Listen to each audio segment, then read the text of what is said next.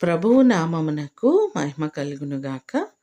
ఈ ఉదయకాలము మీకందరికీ వందనాలు తెలియచేస్తున్నాను. ఈ దినము మిమ్ములను బలపరచు దేవుని మాట. శ్రమ దినమున నీవు కృంగిన ఎడల చేతగాని వాడవగుదువు. సామెతలు 24వ అధ్యాయము 10వ వచనం. మనమందరమును ఎన్నోసార్లు పరిస్థితులను బట్టి, కుటుంబంలో కలుగుతున్న ఇబ్బందులను బట్టి కృంగిపోతున్నాం. కష్టము వచ్చినప్పుడు, శ్రమ కలిగిన సందర్భాలలో ఎంతో నలిగిపోతున్నాం.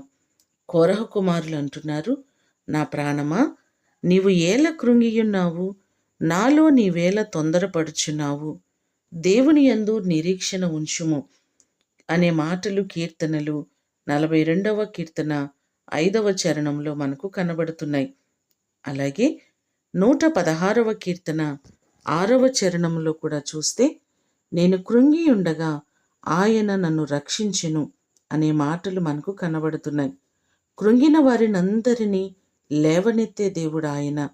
మీ పరిస్థితులన్నిటిలో, మీ సమస్యలన్నిటిలో నుండి దేవుడు మిమ్మలను విడిపించి, మీకున్న ప్రతి ఇబ్బందిని తొలగించి ఆయన మిమ్మను బలపరచునుగాక.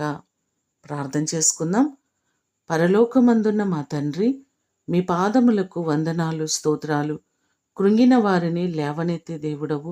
మా ప్రియులెల్లరినీ జ్ఞాపకం చేసుకుని, ఏ విషయంలో నలిగిపోతున్నారు, ఏ విషయంలో కృంగిపోతున్నారు, వారి సమస్యలన్నిటి నుంచి విడిపించి ప్రతి వారికి మీరు మేలు చేయండి.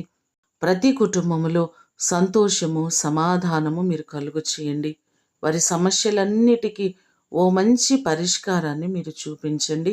ఈ దినము కొరకు వందనాలు, కృతజ్ఞతలు మీకు తెలియచేస్తూ యేసు నామమున అడిగి వేడుకొని పొందియున్నాము తండ్రి, ఆమేన్.